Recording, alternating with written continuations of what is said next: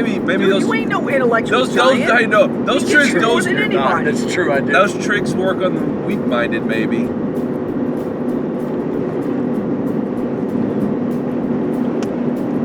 Weak-minded? What are you, Albert Einstein? You're one fucking like rung on the GNA fucking or the DNA ladder, the fucking Cro-Magnon man. Cro-Magnon man. This guy over here.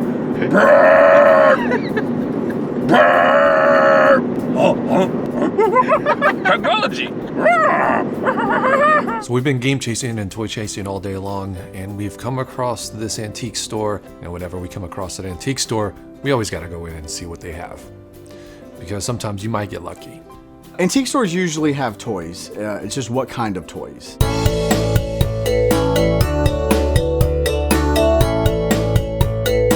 Nah.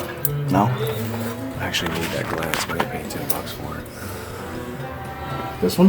Yeah, the Return of the Jedi. I love these old etched glasses, the ones you used to get at Burger King and McDonald's and things like that. I think they're amazing. The fast food joints had these themed glasses of anything you could think of. You know, it was very cool to collect these, and it's still very cool to collect these. I actually have a few right here.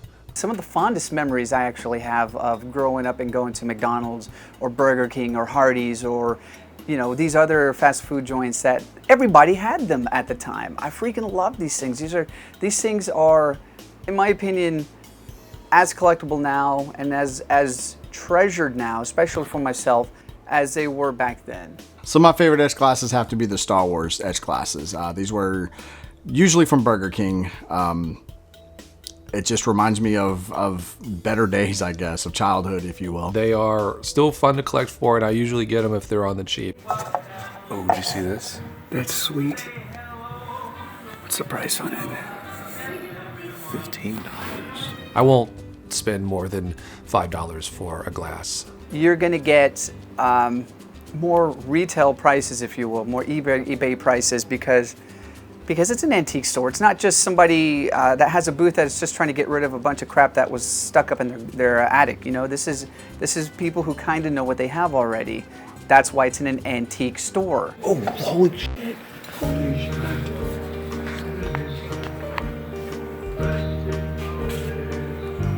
Yes. Now I'm spying something here that's completely blowing me away. These are the black covers that you would put over your light Brite, and it would tell you where to put the colored pegs in order to complete the picture. This particular set is Transformers themed. The awesome thing about this set is the fact that none of the holes are punched. Now, when you get these used, it's really hard to tell which colors are what because they've been punched through. You can't see the corresponding letters anymore. But these are brand new. The package is open, but they've never been used.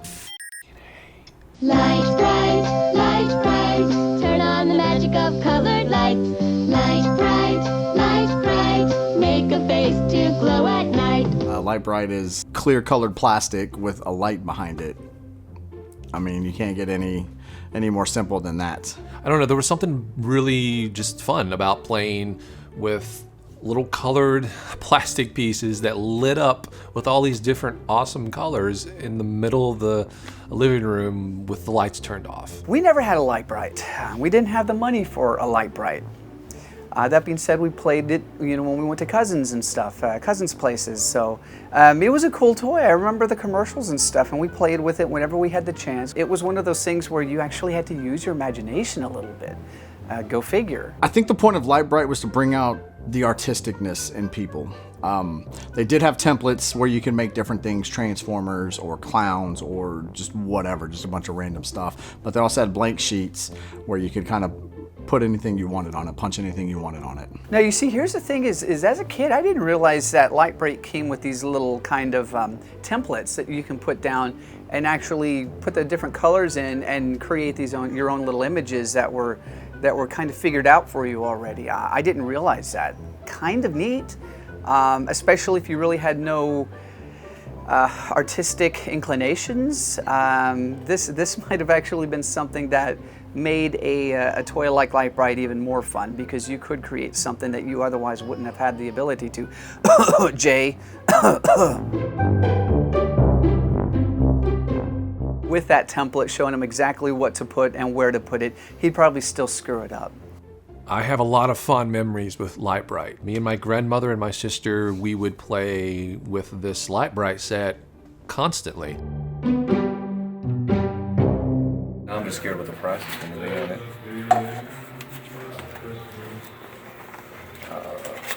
It's going to be $25. Oh, too bad. I gotta be honest, I don't know if that's a good deal or not. You don't usually see this kind of thing, or at least we don't. It's one of those things that basically it's how bad do you want it and how often do you see it? This is a Transformer themed Light Brite. Transformers I freaking love. Everybody knows that at this point if you've seen Toy Chasers. But you know, I'm actually really excited that Billy found this, that somebody found this, because this is actually pretty darn cool. The point is, I'm comfortable paying $25 for it because I have never seen it before, and I don't know if I'll ever run across these again, especially without the holes punched out. I know bottom line in a situation like this is that I would regret leaving and not picking this up than I would if I just spent the $25 and left $25 poorer today. So I am getting this without a doubt. I mean, why wouldn't I? To me, I'd be stupid if I didn't pick this up. Me being a huge Light Brite fan and a huge Transformers fan. It's a no-brainer, really. They have a policy of no negotiation on things under $100. I think this goes for cheaper, but I think I would regret it if I walked out here and didn't get it. So it's calling it an impulse buy, but it's awesome. Dude, look at this. Toys R Us, $3.97. I know. You should have asked for that price.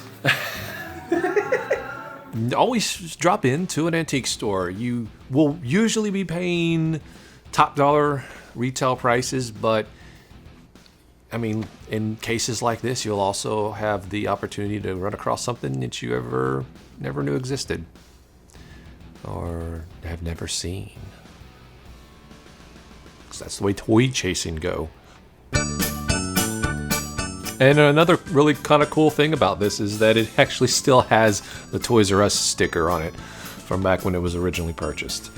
And I don't know, I kind of like things like that.